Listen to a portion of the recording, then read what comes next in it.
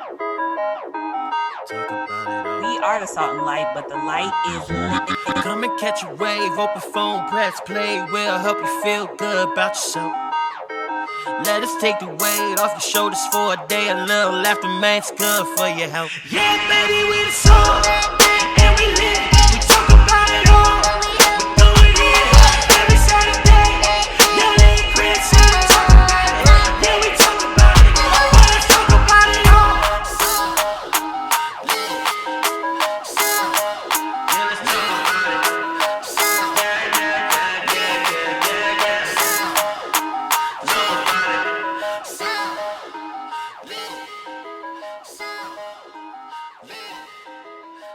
What's up, everybody? Welcome back to the Salt and Light Podcast. My name is Yellie. I'm here with my sister Kristen, and we are preserving authenticity, bringing flavor, and uniting United States and igniting light throughout the world. And I am back. I know that y'all missed me last week, as in you. You ain't missed me because you was with your man. I missed you last week. Y'all, it just felt so good to sit back and relax and listen to the podcast and not know what the subject was.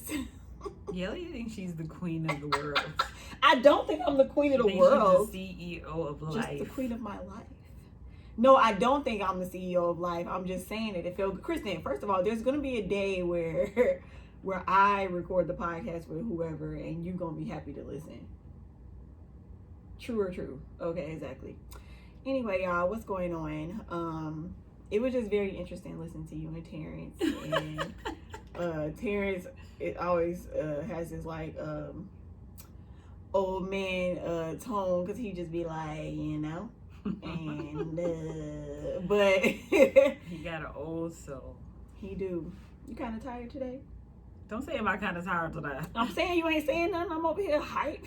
Guess because you had a week off, so you can do a little bit of work today. Anyway, y'all, I have been a little bit busy, and last week or whenever that was, I was just very overwhelmed, and we just did not have time. And I had a whole bunch of presentations to do for work, and yes, because Yellie's now basically just working 2 jobs with Yell Out Loud. Well, 3. Yell Out Loud, Salt and Lit.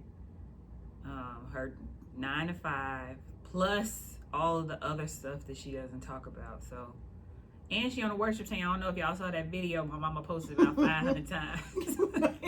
When my mama love posting us when we worshiping the Lord, because you know people be worried. She don't never share something in podcast, but she'll post. She does share something. Playing. She just be skeptical, like, oh, thank you, Jesus, that my children know how to worship. She needs people to know. But yeah, I was just like very overwhelmed. I ain't even gonna lie to you. I had to really get some act right and calm myself down because I was having an anxiety attack. I cried. Yeah, that's a real thing though.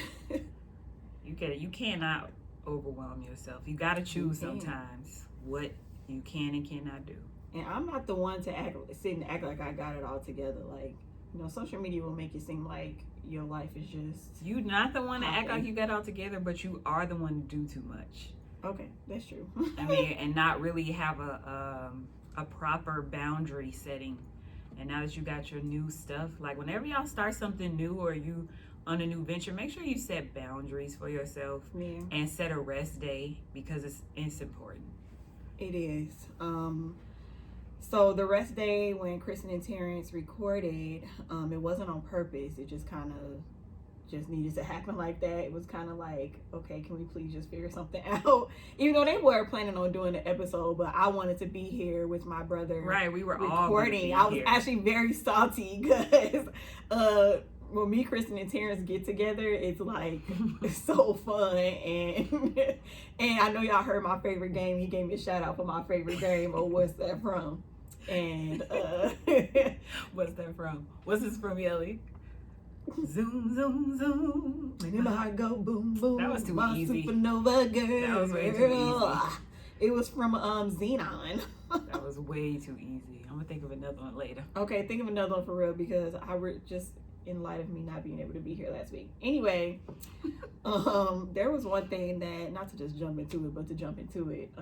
Terrence said something last week that I know that you got some follow-up on or feedback on. Yeah. And I didn't get to really, I was trying to, Terrence is long-winded and he takes his time talking, so I didn't want to make it too long. So certain stuff that I was thinking in my head, I didn't necessarily get to rebuttal. So what was it that he said? He said that he does not see how men and women could be friends because he wants to do nasty things to me.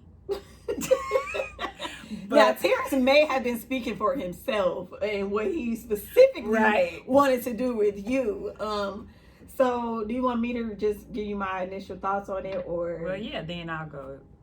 Can men and women be friends? Do you think men and women can be friends? Okay, so yes, I do think men and women can be friends because I currently have a friend that I've known since 7th grade, and we've always been platonic friends. He's never tried to talk to me. I've never saw him in that way. If he saw me in that way, I would never know, but I doubt it. You know what I mean? He's married now. He's engaged. He's not married yet. Family. He's getting married though, and I think it's over the summertime, and I'll be there. I'm so excited. Anyway, he's got engaged now, has a fiance, has a baby, and even when they came here, you know, like I went out to eat with him, her, and the baby, and even when our high school reunion came around and he had FaceTimed her so that I could say hi to him and her and his son. So it's kind of like that. So I think that they can be friends, but I don't think at this point I would be hanging out with him by myself. Right. Just out of respect for the other woman. Right. Not that I would ever do anything, not that he would ever try to do anything, but at the same time, like, I'm not friends with her like that. So I know what I would be feeling, and it's not necessarily her being insecure. It's not me being, you know, insecure or whatever, but I just think that once you get married, there's like certain boundaries that just don't need to be crossed, or boundaries that just need to be respected almost. Yeah. And I don't, and obviously it may depend on like relationship to relationship, but I don't want my married husband, and I'm a very secure woman, you know what I mean? But I don't want my married husband hanging out with his single woman friends.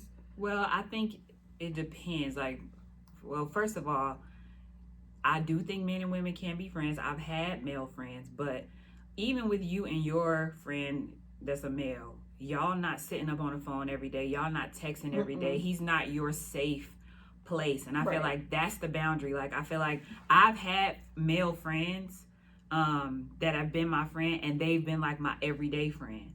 When I got married, or even when I got serious with Terrence, he was not comfortable with that, probably because of what he said. So I had to kind of like shift it and back off. It's like, okay, do you want to be friends more than you want to have the relationship? So it's all about what your spouse is comfortable with, and then you hit the nail on the head when you said you ain't friends with his fiance like that. So if we all friends and it's like we understand, you know, that we have that friendship, then that's okay. But if it's just you was the friend beforehand, and I know a lot of females like have this issue with like their male best friend gets married and then they feeling salty because, well, you know, they feel like they're not he left left behind, or we not as close anymore.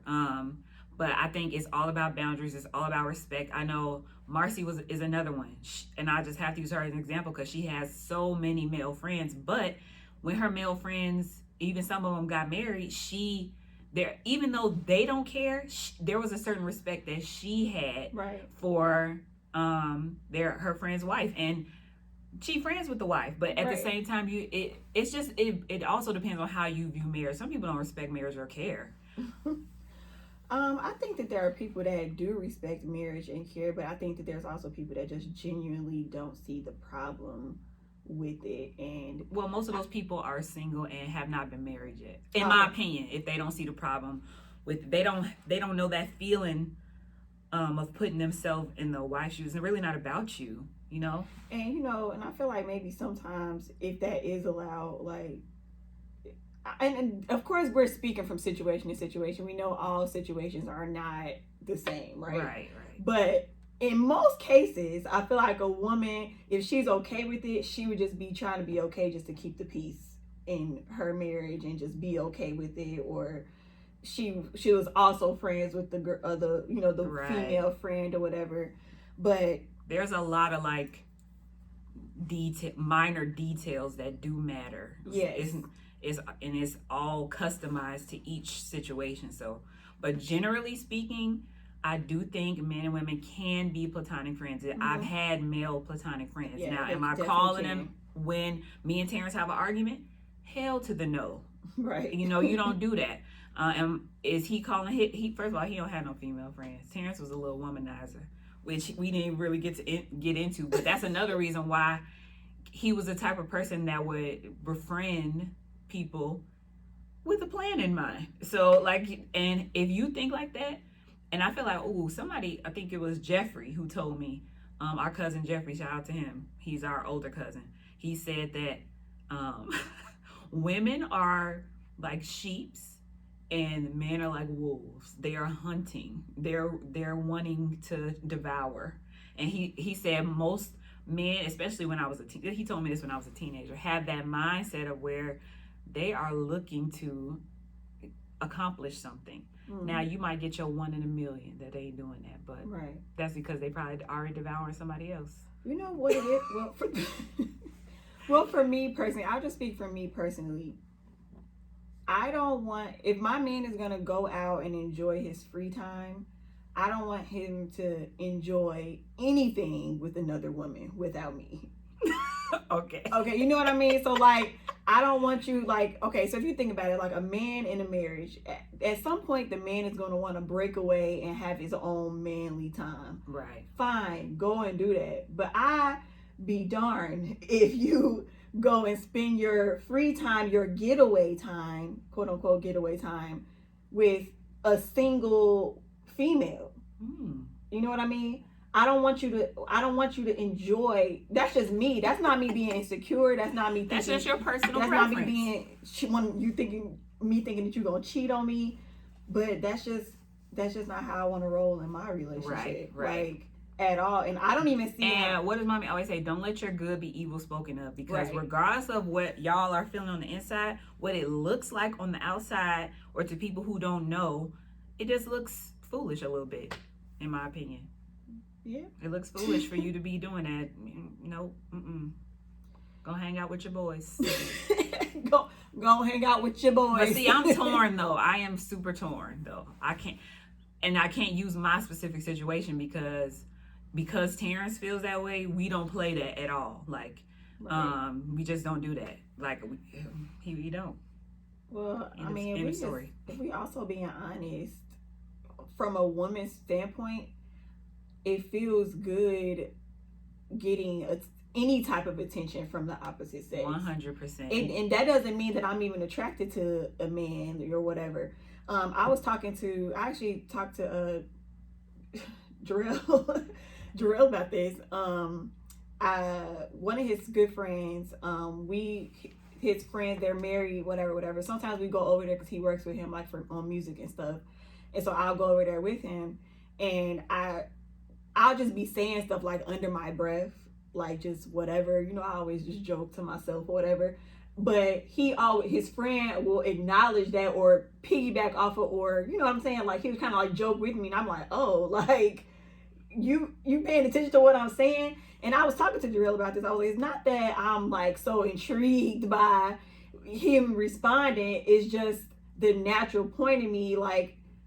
My company is women most of the time. Right. And men have a different perspective on things. And so it's like, men are interesting. So it's interesting to me that he was like commenting on like my little jokes and stuff. You know what I mean? Right. I do know what you mean. I definitely know what you mean. I didn't know if I explained that. Well, I think what you were trying to say is that regardless of if it's in a malicious way, there's a certain level of satisfaction that comes from the acceptance of a male companion, even platonic or not. Right. You know, it's the ultimate satisfaction coming from somebody who loves you, but it's still satisfaction coming from having that male. It's like it's like a level of security, almost like No, I ain't got a man, but I got my brothers. I got my brothers. It's my brothers.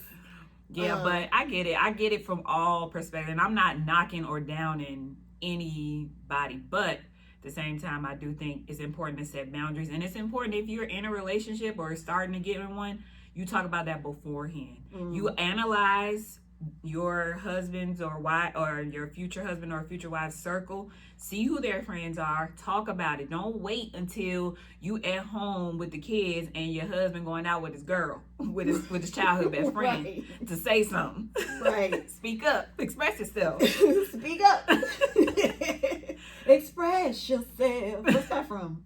I don't know. I'm not playing the game. I was really just asking. Well, I just know that even if like, I mean, I feel like we kind of lingering on it at this point, but I feel like if my male friend came to town, and I wouldn't even really label him as like my best friend anymore. That's my friend now. Like, we're still like, you know, when I see him, we close. When we text every like blue moon, Right. like it's just like checking in. I feel like I wouldn't even want to hang out with him without my man. Mm-hmm. Like, I would want everybody to come in like be married. Right, like, right. But I think when you in a relationship, you just kind of want like the double dates and the Wait, what? Where's this going? No, I'm saying like I just like I like the camaraderie of friendship. Like, my friend and they woman, or my girlfriend and her man, or whatever, you know what I'm saying? That's important though. You just brought up a point. Like, even yes, in relationships, but especially when you marry, to surround yourself with other married couples who have the same goal in mind. And specifically for me and Terrence, that's Christian married couples, because some married couples would be trying to swing.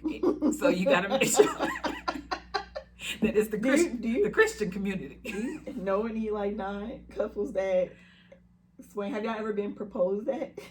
No. Well, I got a Facebook message from this girl one time asking, but that was as far as it went. I didn't even acknowledge it or respond. And they are out there. And I'm not knocking y'all. Do your thing. Right. Do your thing. But we gonna be surrounded with Christian married couples. But my point was, like, people with like minds. You want to be around people with like minds that are doing the same things you're trying to do, because having that community around you keeps you, with that mindset.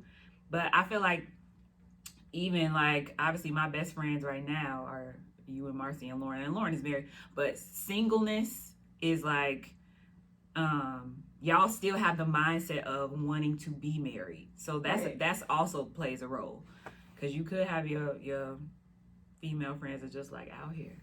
Why you say that so calm? Female friends are so out here. I mean, that's cool too. But is that who you should probably go to the club with? No, you should. Right. If you want for a girls' night out. How do you feel about single people giving marriage advice to their married friends? Do you think that that's something that they can do or have the right to say? I don't really know. I feel like I don't know. No, Does it depend on the relationship, you think? It depends. It just really depends. Like I said, if that single friend has been in relationships before, or can give you a perspective that is, sorry we always got to bring up Marcy, but she's just a part of our lives. But not sorry. I go to her sometimes, naturally, when I'm having an issue. She always points me back in the direction of God. She always points me back in the direction of unity with Terrence, no matter what it is, no matter how bad it's gotten. She always points me back in that direction. So, and that is why I will go to her. But I wouldn't go to somebody. You go to the people that you like. If you're trying to get that type of advice, you know who to go to. So I think it's up to the married person to set those boundaries, not the single person. They don't. I mean, right? Do you think you can give married folks advice? Probably not, because if it get bad enough, I'm pro-divorce. No, I'm just playing.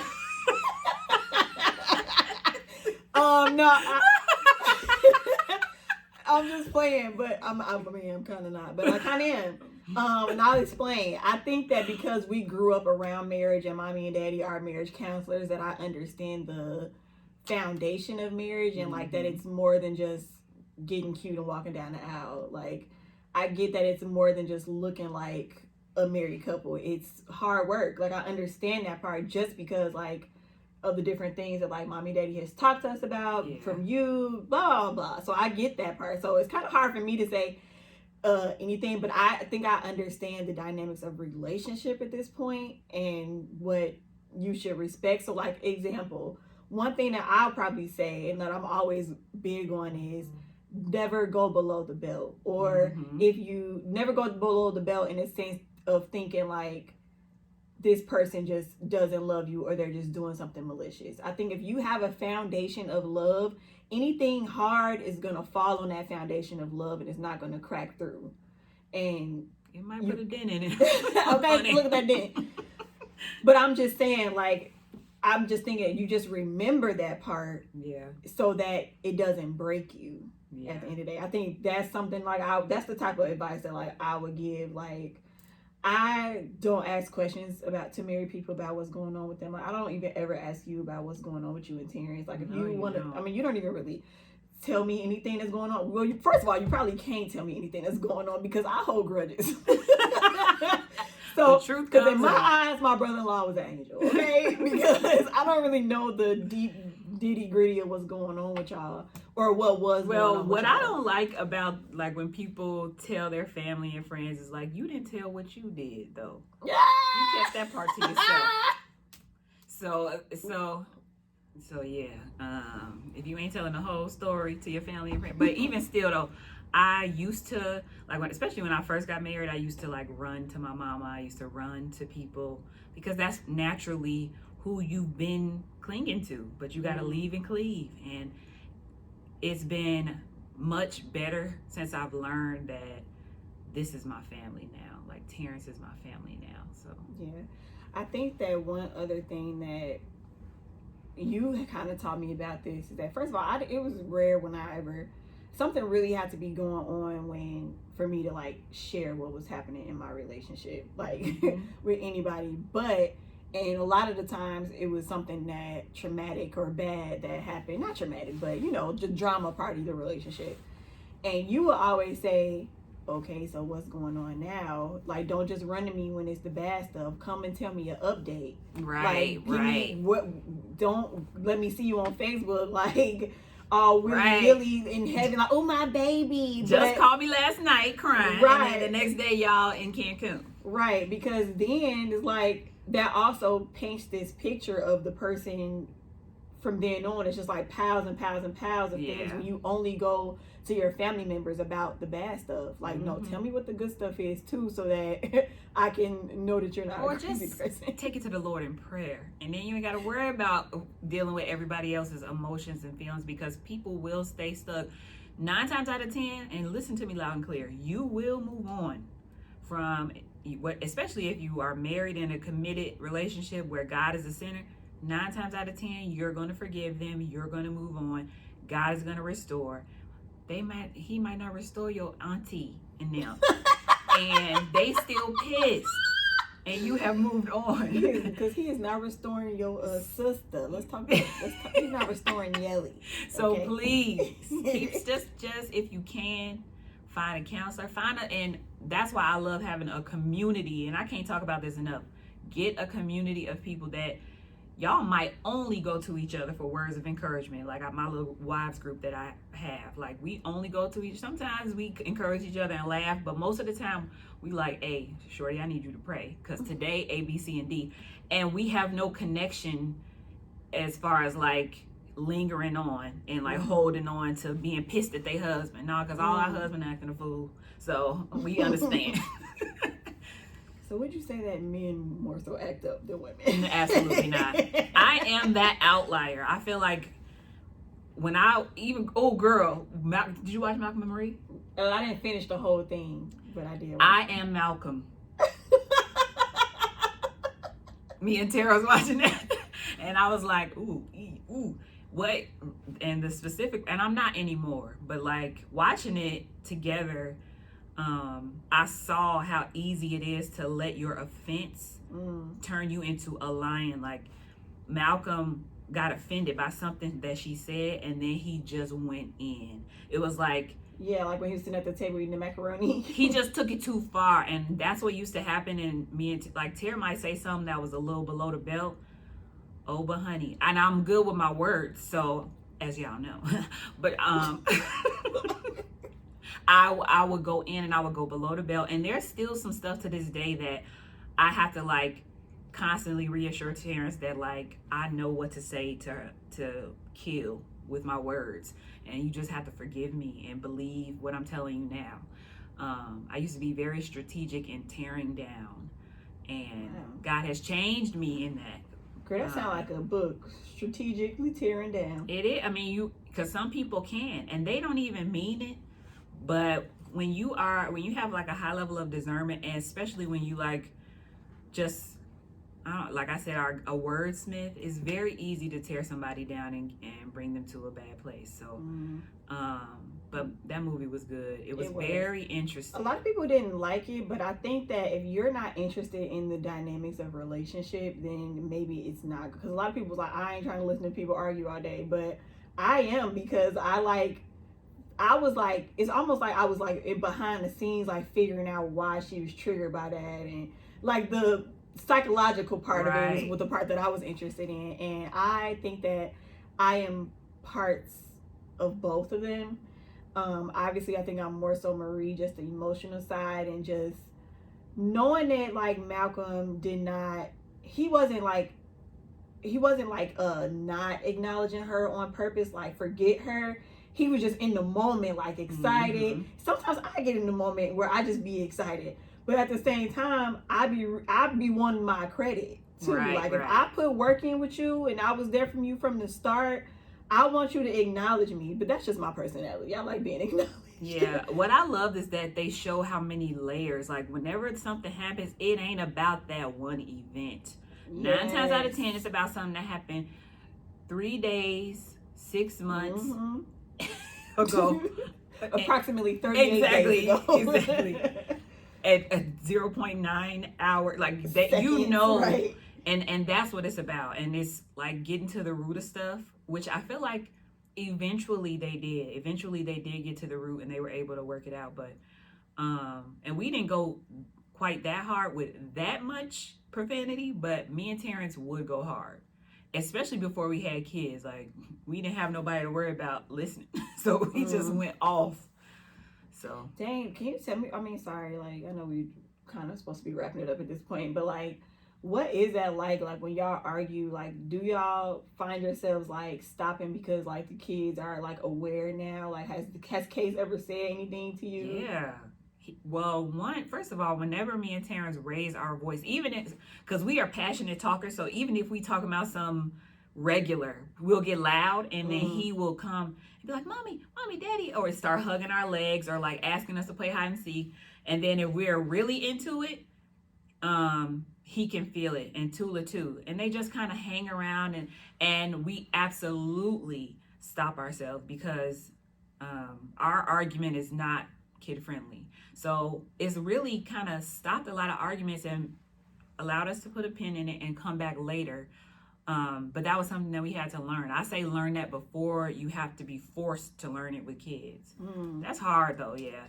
You don't want your kids feeling that, because they are going to feel it. They are internalizing. Case and Tula both understand when our temperaments change. It's just not fair to them. It's just not fair. What do you got to say about your experiences with arguing? What kind of arguer are you? I used to be a shutdowner. Like I just would not talk for however long. I would just have an attitude. Still want to be around you. I just don't want to talk to you. I know it's I'm toxic. But I learned to speak up for myself. But sadly, it happened because I was in a emotionally abusive relationship, and so I found myself, in order for me to like speak up, I was coming out of character, screaming to the top of my lungs, praying to the Lord, yelling out loud. Keep Keep going, girl. Keep going. Praying to the Lord, baby Jesus, that this fool would just hear my point, and just trying to get them to calm down. But you know, of course, now looking back, like, you have very narcissistic behavior, but that taught me how to speak up for myself. And I think that everybody felt it, not just in the relationships. I think that my sisters felt it. I think that my mama felt it. And you know, I feel like, and mommy may disagree, I don't know, but if you're listening, mom, sorry, but I feel like because I was the one who took forever, I think I was the last to speak up for myself to like mommy and daddy. And don't get me wrong, we are never disrespectful to our parents at all, but it got to a certain point where we did start speaking up for ourselves and speaking more about how we felt. You and Nia did that from the jump, I feel like. It took me a minute just because I'm my mother's daughter. I feel and I am conscious of how people feel based off of what I say. Right. Anyway, so I think that during that time when I was learning to speak up for myself, I think when I finally started speaking up to mommy, it made, I don't know if it came off as like a shock. This is just how I feel. Mommy may disagree, and I'm kind of walking on eggshells right now because I don't want mommy to take this the wrong way.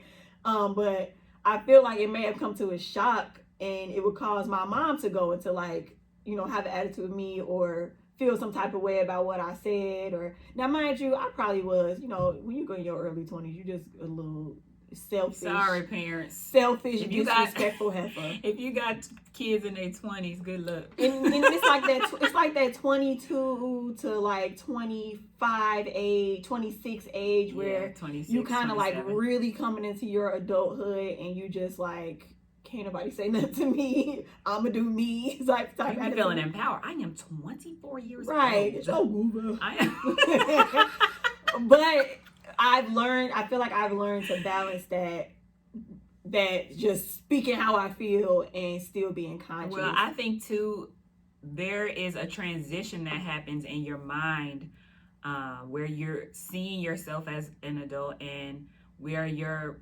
relationship with your parents go from, this is my little baby child, to this is my daughter or son, the woman, the man, and right. Or this is my daughter, the wife now, or this is my daughter, the mother now. And parents have to adjust too. So I feel like whenever mommy would shut down, it was probably just her adjusting to the newness of the relationship. I think and even with me, even though I always spoke up, there was a certain time where I had to like kind of like stand up and speak up. And my mama was always an advocate for putting your family first and honoring your husband and all of that. But I think it still comes as a shock when you have to do that, like, or choose between like family, your parents, family, mom's choices, and what your spouse or husband wants to do, or just what you want to do. Yeah, because there's that obligation of you grow up feeling like, well, not feeling like, you grow up obeying your parents, and you should obey your parents, but at a certain age, coming of age, you have to make your own choices and your own decisions, and there has to be that separation. And I think mommy was never overbearing in that way, but I see like relationships where the mom is all up in their child's marriage, or the mom is all up in the parenting. It's like, okay, yes, that is your child, but now she has a child, so back off a little bit. So that's what I feel. That's pet peeve. Yeah. Even though I'm gonna be all up in Tula business, who you think you know talking to? Back Where you off think my you going? knees. Oh Just God. kidding. Oh, I have an update for y'all. Tula now calls me Auntie Yellie. My niece Tula, Kristen's second child, well, third child really, who's 2 years old. She was not calling me Auntie Yellie. She would just be like, "Hi, Yellie." Like, so she didn't have no respect. No respect for me. And now, I don't know what switched. I don't know what switched at her. She decided to respect me one day. So now she calls me Auntie Yellie. So I just want to get out of that update. She always called Nia Auntie Nia. Right, always. Case used to call me Grammy. Remember that? He's like, Grammy? Until I had to say, Case, what's my name? He'd be like, oh, Auntie Yellie? So I think he was doing it on purpose some of the time, but it's just easier. Grammy is the name to remember. But don't let Papa walk in the room. Oh, he shut it down. Because it's the moment we pull in the driveway of my parents' house, Tula be like, My paw. Where's my paw? She said it the other day when they was at Mommy house. Well, are we done here? I don't know. I think that we are, because I feel like this is a conversation that can go in a rabbit hole. I was actually getting kind of like squeamish talking about it. I know, and I want y'all to like really this episode. Make sure when y'all are listening that y'all are live tweeting. When you are listening, we should have said this at the beginning. I know we always forget. But even if you don't, write down all of your comments. Let us know. DM us. Tell us what you think. Tell us what your opinions are. Comment it. Don't DM. Comment so that everybody else can see and join in on the conversation. Yep. And make sure y'all subscribe to our YouTube channel. If you watch the YouTube videos, click the subscribe button, click the like button. That helps us to be seen by other random folks. And yeah, well, thanks y'all for listening. This is episode 8. We have 4 more episodes of the season.